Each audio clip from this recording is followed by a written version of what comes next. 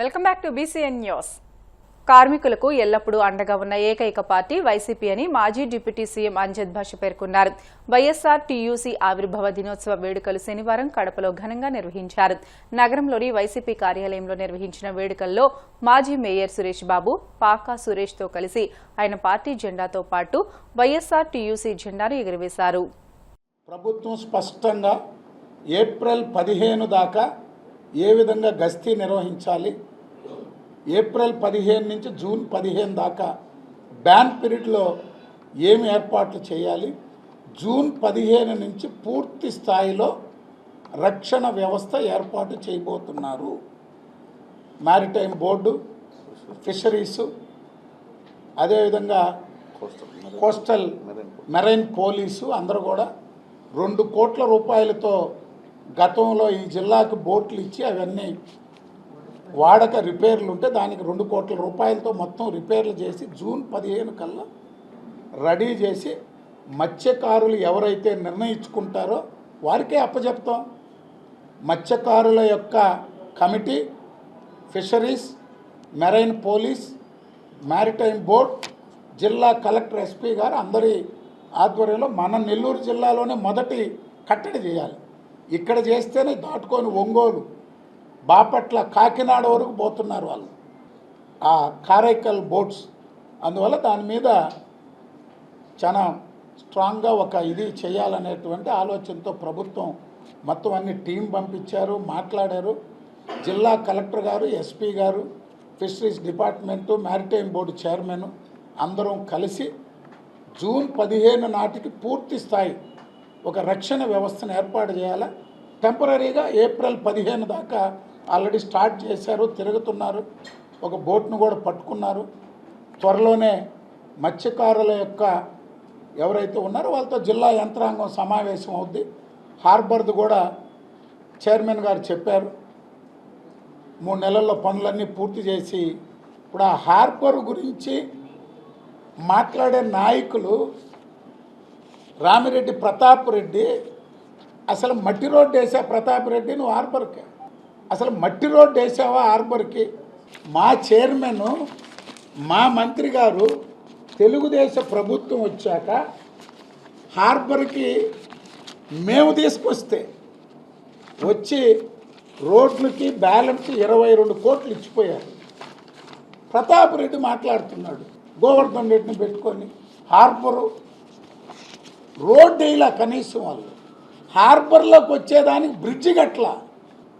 నెల్లూరు జిల్లా పరిశీలకుడు మేడా రఘునాథరెడ్డి, రామిరెడ్డి ప్రతాప్ రెడ్డి, ఆనాటి మంత్రి కాకాని గోవర్ధన్ రెడ్డి ముగ్గురు కలిసి హార్బర్కి రోడ్డు ఇలా మత్స్యకారులు లోపల పోయేదానికి బ్రిడ్జి గట్ల. మీరేంది మమ్మల్ని మాట్లాడేది?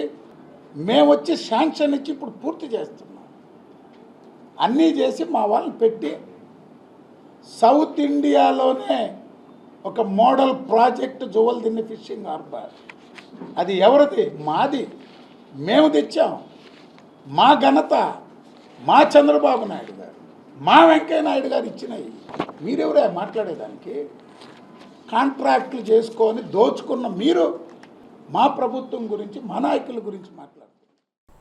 జువ్వలదిన్నె ఫిషింగ్ హార్బర్ విషయంలో వైసీపీ దుష్ప్రచారం చేస్తుందని టీడీపీ నెల్లూరు జిల్లా అధ్యక్షుడు బీదా రవిచంద్ర మండిపడ్డారు.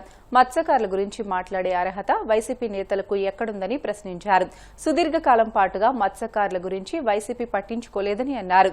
వైసీపీ అధికారంలో ఉండగా 750 కోట్లు కేంద్రం ఇస్తే ఒక్క రూపాయి కూడా మత్స్యకారుల కోసం ఖర్చు చేయలేదని మండిపడ్డారు. ఆనాడు పాదయాత్ర చేస్తున్న జగన్మోహన్ రెడ్డి గారిని కలవడం జరిగింది. వాళ్ళ కష్టాల్ని జగన్మోహన్ రెడ్డి గారికి తెలియపరచడం జరిగింది. వాళ్ళకందరికీ కూడా అభయం ఇవ్వడం జరిగింది. ఆనాడు పాదయాత్రలో జగన్మోహన్ రెడ్డి గారు ఖచ్చితంగా మా ప్రభుత్వం అధికారులకు వస్తే నా తండ్రి గారు ఏ రకంగా కార్మికుల పక్షపాతో నేను కూడా అదే రకంగా మీకు అందరికీ కూడా మేలు చేస్తానని చెప్పి ఆ రోజు మాట ఇవ్వడం జరిగింది. మరి ఆ మాటకు అనుగుణంగానే జగన్మోహన్ రెడ్డి గారు 2019లో ముఖ్యమంత్రి అయిన తర్వాత కార్మికుల పక్షపాతి అని నిరూపించుకోవడం జరిగింది. ఆటో కార్మికులు ఎప్పుడు కూడా ఎవరు కూడా ఏ ప్రభుత్వం కూడా వాళ్ళ గురించి ఆలోచన కూడా చేసినట్టు దాఖలాలు లేవు. అలాంటిది జగన్మోహన్ రెడ్డి గారు మరి పాదయాత్రలో మరి ఆటో కార్మికులు పడుతున్న ఇబ్బందులు ఆయన స్వయంగా చూశారు. మరి ఆ రోజు చెప్పాడు ఖచ్చితంగా మీకు అందరికీ కూడా ఆదుకుంటానని చెప్పి.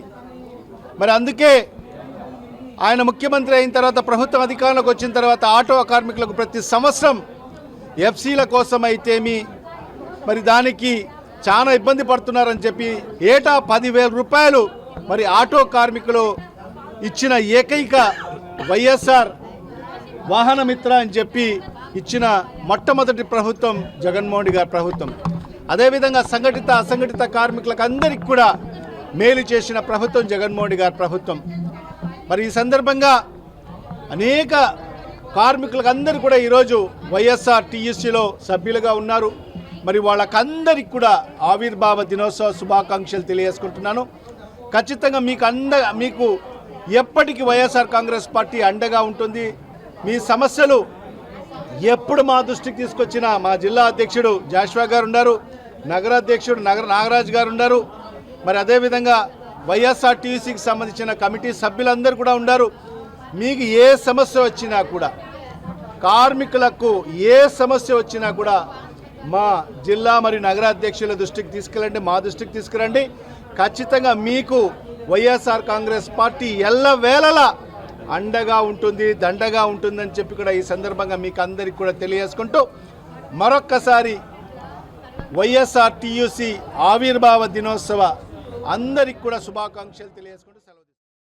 మూసి ఒడ్డున ఉన్న ఇల్లు చట్ట విరుద్ధమని చెప్పే తెలంగాణ ప్రభుత్వం అదే ప్రాంతంలో భారీ హోటళ్లు, బిజినెస్ సెంటర్లు నిర్మించాలనుకోవడం ద్వంద్వ వైఖరికి నిదర్శనమని బీఆర్ఎస్ వర్కింగ్ ప్రెసిడెంట్ కేటీఆర్ మండిపడ్డారు.